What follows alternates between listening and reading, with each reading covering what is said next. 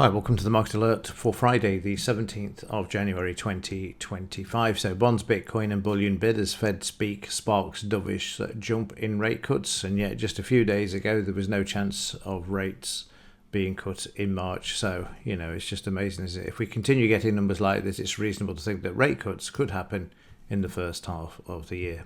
Amazing, isn't it? Now they change from day to day. Stocks chop while treasuries bid and dollar drops after dovish Waller. So Waller's been out speaking then.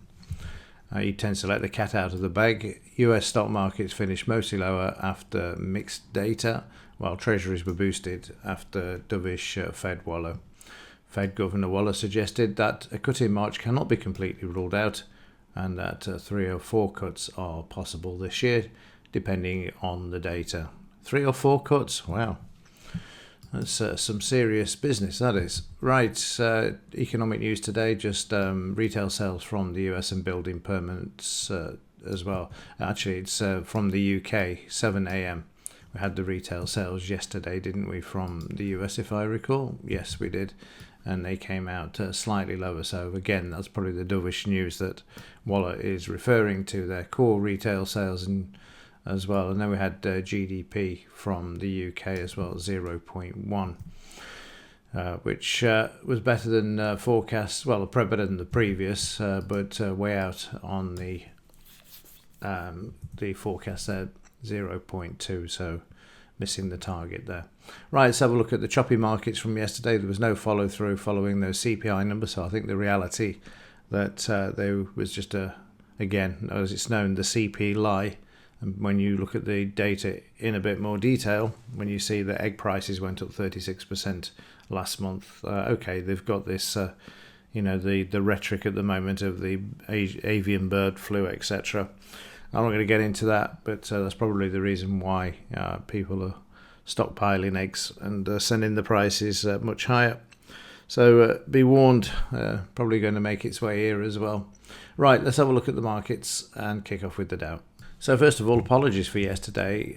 This bar didn't load in the chart for some unknown reason. I thought it was odd that we'd only moved up this amount when we had those CPI numbers. So there you can see trading up to the resistance and also from this high to the left down to here. We just traded through the 89%. Likely today that we could have an attack at this now. Waller has been out and said that he's looking at 3 to 4 cuts in the next year if the data continues to play out exactly the same. So you can expect a new all-time high in the Dow going forward if that remains the case. So Dow moving up, and yesterday was choppy. So a big move over the last few days, but very choppy for yesterday. Overnight though, prices above the DP and moving to the upside. I'll need to take out all of these red lines and all of the fibs in between. In the DAX, another all-time high, 20,705. As I mentioned before in this market, 21,000 is the ultimate goal. The whole of the German economy is falling apart, and yet we can continue to see new all-time highs. It's insane, but it is what it is. There's a choppy market for you. Yesterday it was very difficult. Market up, market down, and then it became narrower as the day went on. And then overnight we've got prices above the close and the DP at the moment, and above the 50 EMA in the 30-minute chart. Got the 20 MA there as well, where the market seems to have held as well overnight. Back across the pond, we've got a bit of selling around there yesterday for the S&P. Got some supply coming into the market. However, the market's ignored this, found support at the 50 EMA, the 20 MA as well. And in the 30-minute chart, a bit of more of a reasonable downtrend there, but very choppy inside of the downtrend there. Overnight, though, prices have managed to move up. This too is above the DP at the moment. Of course, don't forget, on Monday we've got the inauguration of Trump as well, so keep that one in mind. The FT 100 is forgiven Reeves, and this is now moving back up quite nicely. This is the all-time high here, so expect this to be hit, and then she will claim victory for that one as well. So let's see what happens during today. Might just get a bit of a rally up there to this level. I'm assuming this is the all-time high. Let me just double check with this if we get a weekly chart in and have a look. And it looks like it is the case, judging by this. So let's just double check. 8477. 8477, yeah, so that is the all-time high. Keep an eye on that one today. Any strength from the US will be used as an excuse to move this market to the upside. A lot of volume there as well over the last few days, so it's broken through the resistance to the left and making its way back up to this all-time high that we see there. 8477 if you trade the FT 100. 30-minute for yesterday, well, there you can see it, up, down. This is after those GDP numbers that were released during yesterday. Market close to the high, DAX is close to the high. Obviously the US is sort of wary of Monday's inauguration. And speaking of the US dollar down for the last few days, but now starting to move back to the upside. And I suspect that this is going to rally on Monday after the inauguration. The markets are closed, I do believe, and if not, they'll move to electronic until, well, certainly the bonds will be closed, but the stock markets will be open. It tends to be the pattern for inauguration day. So yeah, expect the dollar to move higher, and that's going to put pressure on the metals despite whatever Wallace said yesterday. So let's go and have a look at those. And silver up on Wednesday, Thursday, not so much. Again, some supply coming into the market, divergence as well. Prices have moved higher, and the stochastics haven't moved along with it. And we're at 62% retracement as well from the high down to the low. So we can expect a bit more weakness there. It's got to hold above the 200 MA. But given that Trump is a crypto fan, you can expect the metals to be battered. And also his mate Elon Musk needs silver, cheap silver for his cars. So he's firmly in place now to keep the manipulation and prices of silver moving lower to fund cheap silver for expensive cars. So there we go. You can see there the market pulling back to 78% and trying to hold at this level. Meanwhile, in gold, it too moving up, but finding resistance to the left, and through the 89% retracement from this high to there to projected up, and hopefully that will hold. A nice bit of buy in there yesterday again, but on the back of Wallace comments, and there you can see up nicely, apart from around 11 a.m. when we had a bit of a shakeout down to the 20 bar moving average, and then up.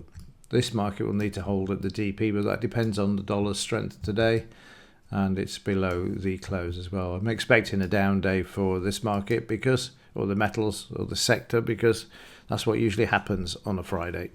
Gold silver ratio down yesterday, as can be seen there, but again starting to move back up on the overnight, and expect this to move to the upside during today's trading session there, as prices are expected to move lower during today. Okay, let's have a look at yesterday's trades. So in the pre-market session, you can see prices moving higher there by just at 100 points up to there. So I just roll the recording forward. So the market was very buoyant, putting in that new all-time high in the pre-market session. Well, actually, just at the open there, you can see that was the highest point for the day. Market down, straight down there. Again, was it the reality of the CPI numbers from the previous day? We had a bit of a bounce here after finding support at the BRN psychological level. Market stopped at Thursday's high and then moved lower. And as prices moved down here, just a matter of we got support to the left where we had the bounce, so profits taken at this area, and then the market continuing to find support there for a while before then, as you can see, very tiny bars sideways, but we had another test to the downside, which you'll see in a moment as it comes. Market stopping at the 200 MA and the 50 MA where they both converged, and then prices down, and I drew in this line to the left here. and then we had this sell signal. So was it going to be filled or not because of the support to the left? It wasn't filled, and that was then became a support, as you can see, for the market. It did go below, and that's not uncommon. They'll go below and then bring the market back and then move it higher. So let's go through to the retail sales from the US. The market didn't really react to this, and you can see their prices are back to Thursday's high, and then into the afternoon where we had a potential buy signal, which was filled. The market then moved up, but then you can see the red inside of the green, and just above the high there as the market found support.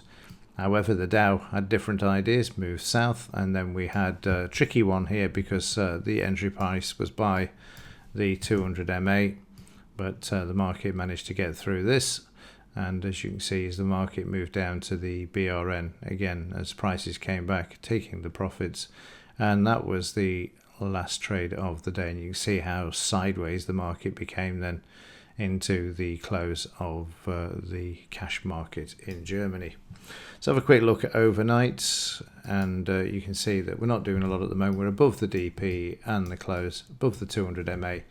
The new all-time high for this market is not too far away, about 45 points, and more than likely going to be attacked at any time soon after the 7 a.m. Kickoff of the futures market. Okay, that's it for this one and for this week, so have a great weekend, and let's see what happens on Monday with Trump's inauguration and how the markets play that out during today. Keep an eye on the FTSE as well as it heads towards its all-time high. Right, have a good one, and as ever, thanks for watching. See you in the next one.